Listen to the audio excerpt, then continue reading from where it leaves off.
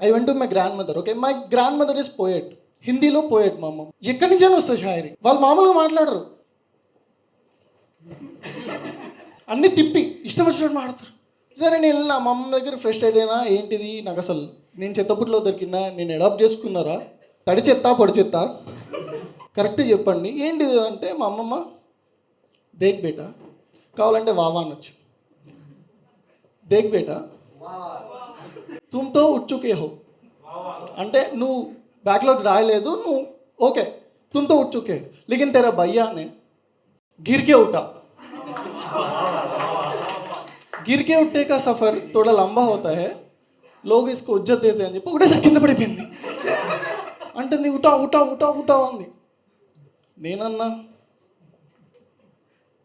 गिर के उठने का और करो शायरी.